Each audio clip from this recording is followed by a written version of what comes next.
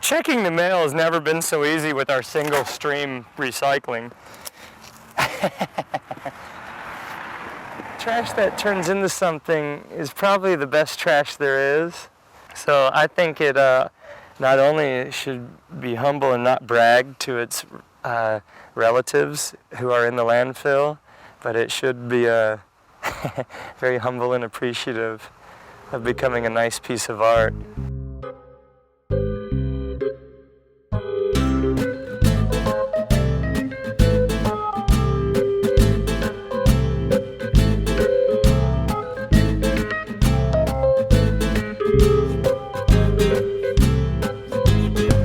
Trash, that's pretty good because I have a lot of that around here. You know, I'll work all day, come out in the evening and have a beer, smoke a little, and then just start looking at these things out here. There's the moment of when a good idea hits, it hits me like a ton of bricks. And I started thinking about things on long white sticks that would look good. And probably the best thing on a long white stick is a blow pop that I could come up with. Look what I got. Ooh. This is a robot.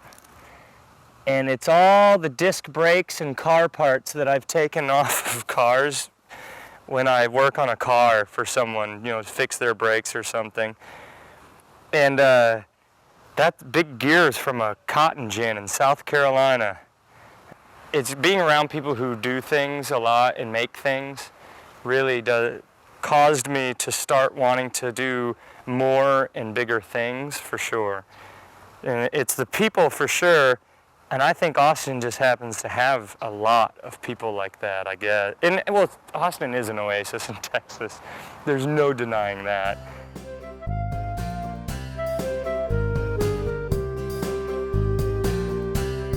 My name is Faith Snyder, and I am an artist, a designer, fabricator, sculptor here in Austin. I'm a third-generation Austinite. I love to scavenge. I'm a little bit of a scavenger. I like a little bit of whimsy and things that are just a little bit unexpected, and so I feel my artwork reflects a lot of that. The paintbrushes are fun. What else are you going to do with your old paintbrushes? I actually found this piece like it is in the trash.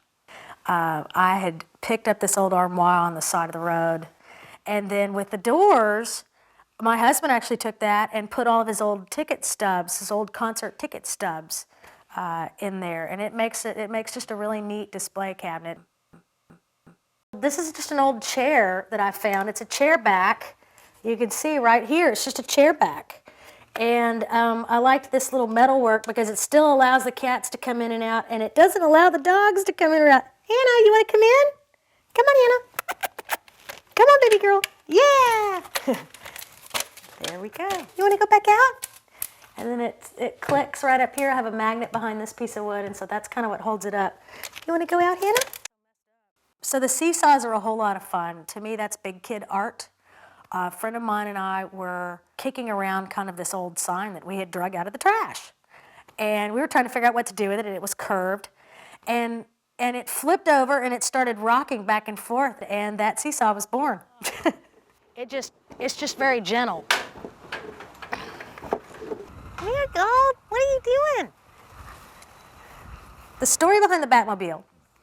The way we made it was kind of funny. The front end of it is actually an old motorcycle fairing off of a motorcycle. And then the back fins I fabricated out of foam and wood and fiberglass. And then there's also things like the antennas are old, they're old beaters, like bread beaters from like an industrial bread making machine, those really big ones. And then there's a little round kind of speaker looking thing that's actually a heating element off of an old stove, an old electric stove. And then there's like an old radio that I have. Oh, and I have a telephone in there too. And when I run an old telephone, and when I'm riding it, if I hit a bump very hard, the phone actually rings. We have a little horn. We have a little turbo shifter. Hey.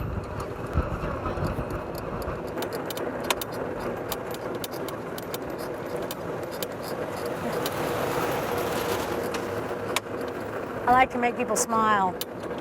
Everybody always smiles when they see this thing, because I don't think they know what to think about it.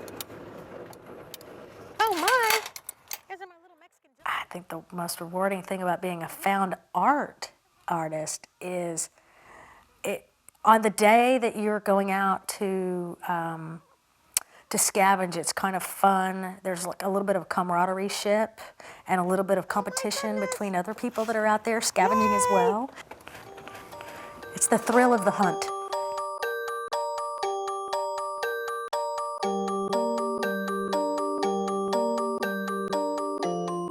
My name's Robert Mace, and I'm an art yardist, or as we like to call ourselves, yardists. And actually, I'm something of an amateur art yardist compared to some of the other folks in town that truly have remarkable over-the-top yards. Mine's more of a kind of a suburban interpretation of South Austin art yards. Oh, and this is a contribution from my wife, Wendy. These metal things here come from a paint factory. These were filters. They had like mesh around them. And it's made of some kind of metal that will be here after the apocalypse. There'll be cockroaches and these three things sticking up out of the ground. I got interested in junk, I guess you could call it, back when I was very, very young. My favorite toy was a junk drawer, where I'd find stuff that my parents had tossed off or didn't need anymore, or things I picked up on the way home from school. Also, I grew up in the cornfields of northwestern Illinois amongst farmers, and farmers are famous for keeping everything because you just never know when you're going to need it. For my wife, one of the most dangerous times of the year is when it's junk day. When people put the large objects out at the curb, because if I go driving through the neighborhood and I see something, I'm like, golly, that could be used for something. I can't believe those folks are throwing it away. Come here. No. We've lived here for 17 years, and over time, it's the craziness quotient's kind of gone up. But when you live with it, you don't notice it. But then when there's people that come over that just have no idea, see it, and you see the joy on their face, that really makes me feel good. It's not uncommon back in the day that people would recycle materials, recycle building materials, and so rather than going and getting new wood, if old wood would work just as well, then they built the house with the old wood. It's thought that these windows come from the old main building at the University of Texas at Austin.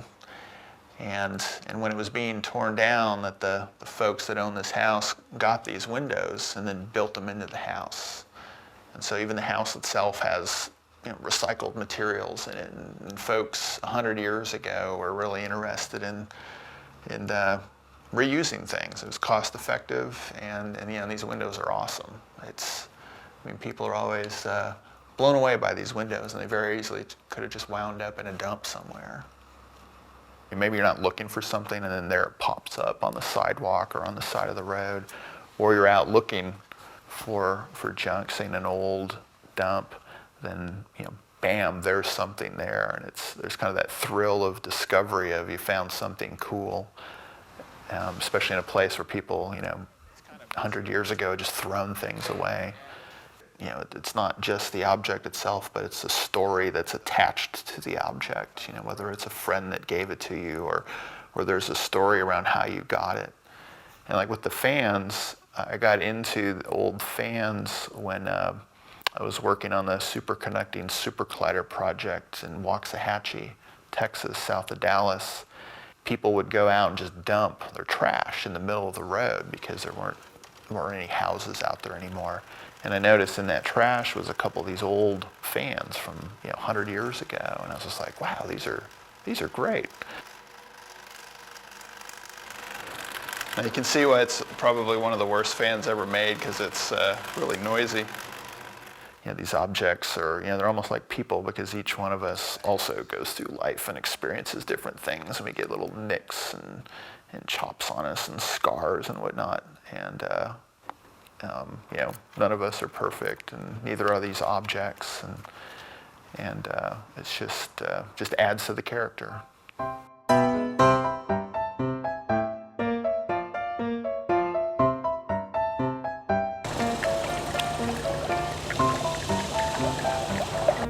I'm Scott Webble. And I'm Jen Webble. And we run the Museum of Natural and Artificial Ephemerata out of our home in Austin, Texas. And the museum got its start in 1921 by my great-granduncle. After they died in the 40s, it was all boxed up and we inherited it and reopened in 1999.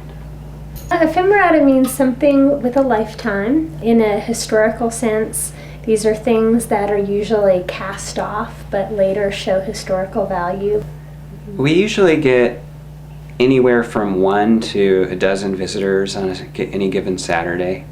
Welcome to the Museum of Ephemerata, where you've been all along. We can give you a tour of the impermanent collection today. That's a brief history of collecting in the panorama around you. These days we have the celebrity collection, in which you can see Marilyn Monroe's cigarette butt here, and Elvis hair, and even George Bush Sr.'s fudge eyeball. Fudge eyeball. Trick-or-treated from his house years ago. Wow. And all of these objects are glowing with the aura of a celebrity, even though they're just humble trash. Also in this area we have Victoriana. So we have favorites like this Victorian hoof pincushion. This is another head, and this was dumpster dive from the Museum of Natural History. And this is a vinyl leaf from Disneyland that I collected from Chip and Dale's Rescue Ranger treehouse. This is our hoop jumping tabby named Mia.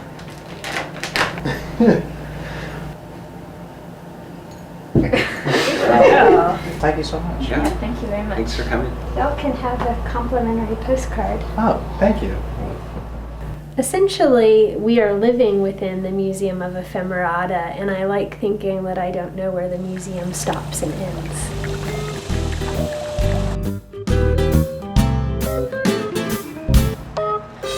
I've lived in South Austin for 15 years. I've been doing art ever since I was a little child. I started my art yard in 1995 with just a few cactus, and I added a little bit more every year, and then one year I decided to put some doll heads in because I liked Alice Cooper, and he uses doll heads and mannequins and crutches on stage. I had a friend who came over and she saw it, and she kind of thought that was very weird, and I thought if I could get that much reaction from a few doll heads, what if I went with 50 or 75 or 100, and I've got close to 300 out there now and probably 100 mannequin heads. And things just show up bit by bit. People come, they visit, and they go, oh, well, I have this, and you just need to have it for your yard. It's very therapeutic. I work in an office. I work on a computer all day crunching numbers. And when I come home, I want to be outside. I want to do something in fresh air and sunshine. I want to work with plants, and I want to work with my hands. And I get a lot of joy and satisfaction for doing that in my yard. It's a traditional garden plus a little bit. It's kept me sane for the past 14 years.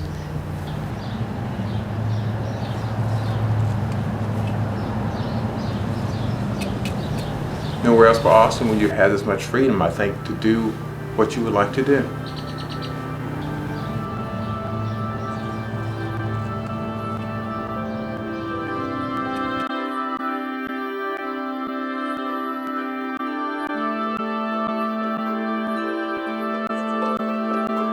My name is Vince Hanneman, and this is the Cathedral of Junk. It's a work of art, or whatever you want to call it, yard art gone wild, that I've been working on for the last 20 years. And if I made a list of what all is in here, it'd probably take me an hour to read. Mostly I get the stuff from donations. I don't really go out looking for the stuff. It's people bring me these things. And I just puzzle and wire it together into these rooms and domes and towers and whatnot. And now I get people here literally from around the world, everywhere. they come here. So I get close to 10,000 people a year through here.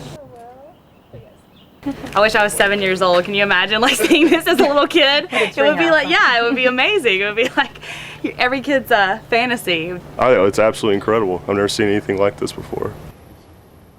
Last time I was here, I was able to talk to the guy who built this place, and he was talking about, you know, it's a form of meditation and spirituality, it's all in the process, you know, of building and creating, which I thought it was wonderful. I studied art in college, and that's how I approached a lot of my stuff, you know, just, you know, it wasn't about the finished product, which made my teachers mad. It was all about, you know, the process it took to create it. I really appreciate that, and then have it manifest so pleasantly. It's wonderful.